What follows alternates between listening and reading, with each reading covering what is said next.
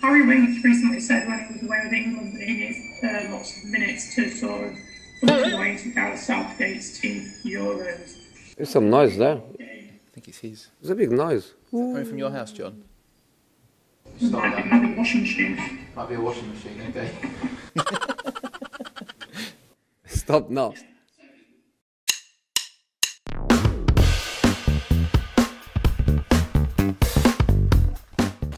안녕하세요, 볼리TV 손흥민입니다. 이달 들어 손흥민 선수 거취 관련된 뉴스가 슬슬 많이 나오고 있습니다.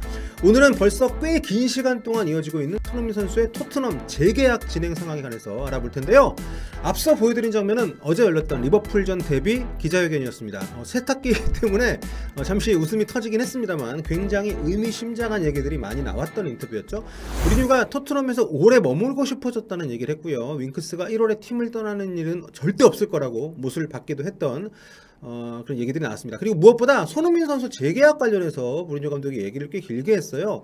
무리뉴 감독은 자신이 손흥민과 재계약 관련된 얘기를 나누지 않고 있고 또 어떤 압박도 주지 않겠다고 얘기를 했습니다만, 그러면서도 손흥민이 팀에 남을 거다, 재계약을 할 거라 본다, 뭐 이렇게 덧붙였습니다. 아니, 공개석상에서 이렇게 얘기하면 이거 압박 주는 거 아니야?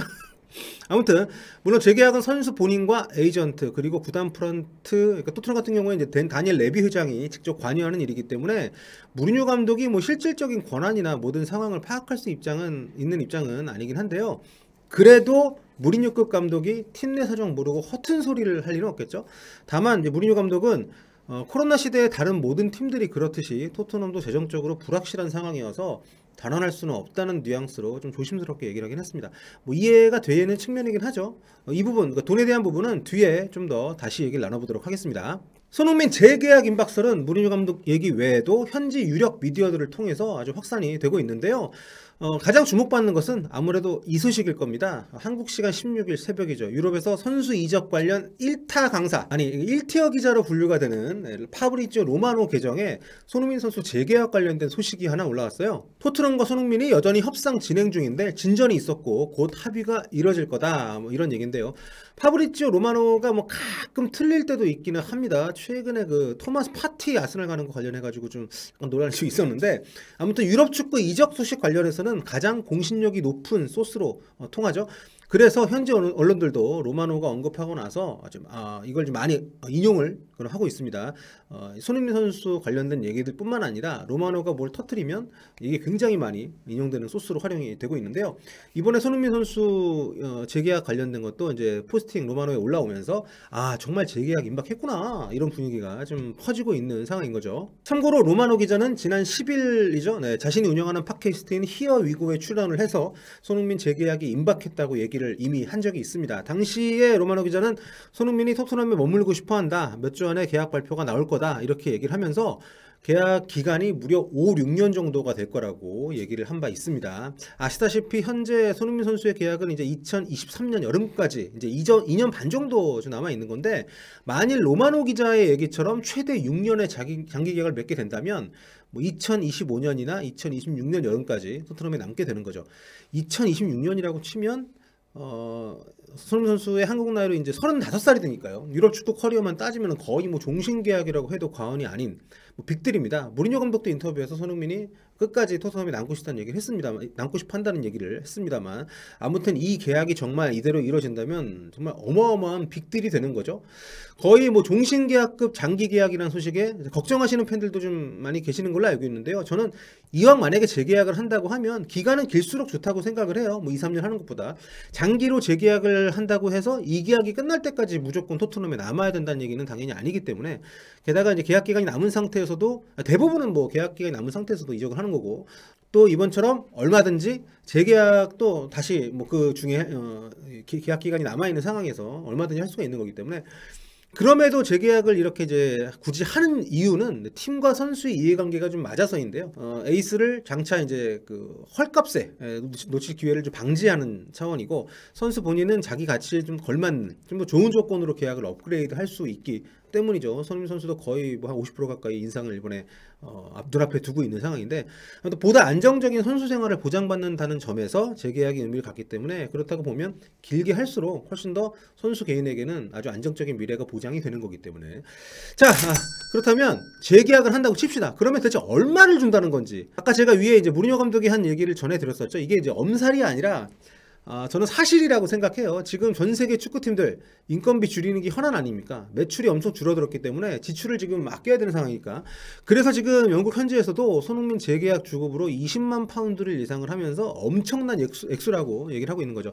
이게 이제 세부 내용은 다르지만 겉으로 볼 때 이제 기본급 계약은 케인 그리고 은돈벨레랑 같은 액수이기 때문에 아니 몇 년 전에 계약한 케인하고 또 작년에 계약한 은돈벨레랑 같은 액수인데 이게 뭐 대단한 액수야 이렇게 얘기하시는 것도 이해는 합니다. 근데 저도 뭐 솔직히 좀 더 받아야 된다고 생각하고요. 하지만 시국이다 보니까 지금은 사실 더 많은 금액을 지금 받아내기가 그렇게 쉬운 상황은 아닌 것 같아요.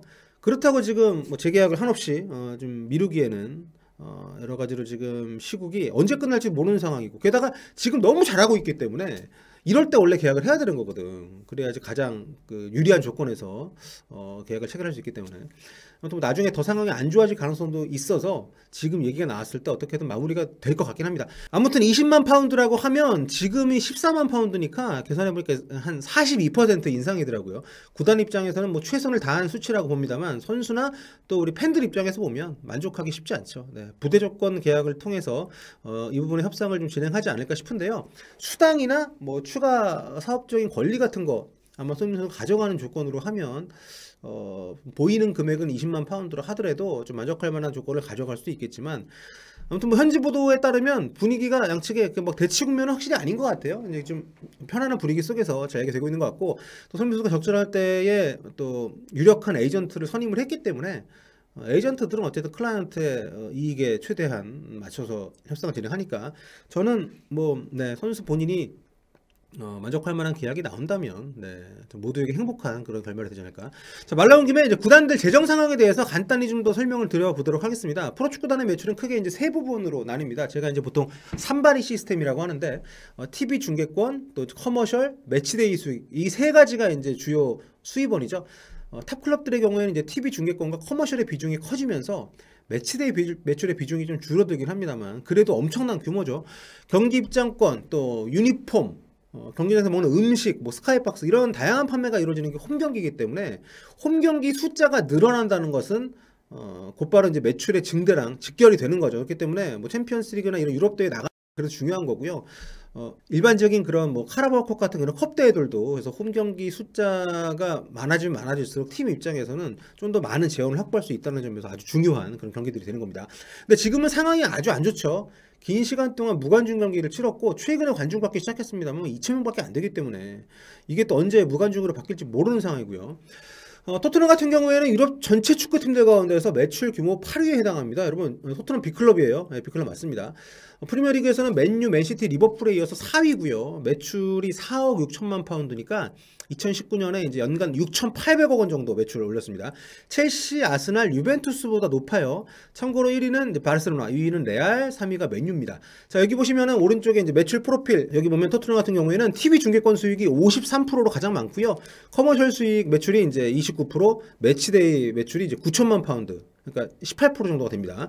코로나 시국이기 때문에 이제 매치데이 수익은 거의 뭐 사라지는 수준이라고 해도 과언이 아닐 거고 커머셜도 많이 줄었겠죠. 그러고 보면 프리미어리그가 가장 탄탄한 것 같긴 합니다. 코로나에도 TV 중계는 되고 있으니까 이 어마어마한 TV 매출이 좀 든든하게 받쳐주고 있는 거죠. 그래서 다른 나라 빅클럽들은 선수들 급여를 딱 내 만에 뭐 하고 있는데 토트넘이 손흥민 재계약을 지금 추진하고 있다는 거는 이렇게 좀 고정적인 매출이 어느 정도 받쳐주기 때문에 가능한 일이다 이렇게 볼 수 있을 것 같고요. 근데 뭐 코로나가 길어지면 뭐 이마저도 어쩔 수 없죠. 그래서 손흥민 선수 입장에서는 지금 최전성기를 누리는 상황에서 하필 전반적인 경기가 좀 안 좋아진 게 좀 안타까운 상황인 건데 뭐 긍정적으로 하자면 그나마 손흥민이니까 지금 시기에도 이 정도 인상에게 재계약 제안도 받은 거다. 이렇게 또 위안을 삼을 수도 있기는 하죠. 뭐 물론 만일 코로나가 오지 않았다면 이적 제한도 훨씬 더 좋은 급료 조건으로 제법 좀 많이 받지 않았을까. 뭐 이런 걸 감안한다면 아무래도 아쉬움을 지울 수가 없는 상황인 건 맞습니다. 자, 무리뉴 감독이 인터뷰에서 레비 회장도 손흥민도 토트넘에 평생 있고 싶어 한다. 나도 과거 커리어와는 다르게 여기서 오래 있고 싶어졌다 뭐 이런 얘기를 했는데요. 저도 지금 시국에서는 또 이제 손흥민 선수의 토트넘에 대한 애정을 감안하면 재계약 임박이란 썰에 굉장히 힘이 실리는 건 사실이라고 봅니다. 언제 발표가 날지 모르겠지만 모처럼 손흥민 선수에게 아쉬움이 1도 남지 않는 만족할 만한 계약이 되기를 간절히 바라면서 오늘 준비한 영상 여기서 마무리하도록 하겠습니다. 여러분 언제나처럼 구독, 좋아요 부탁드리고요. 곧 뵙도록 하겠습니다. 지금까지 뿔리TV 저는 성욱이었습니다. 여러분 안녕히 계세요. 볼빠.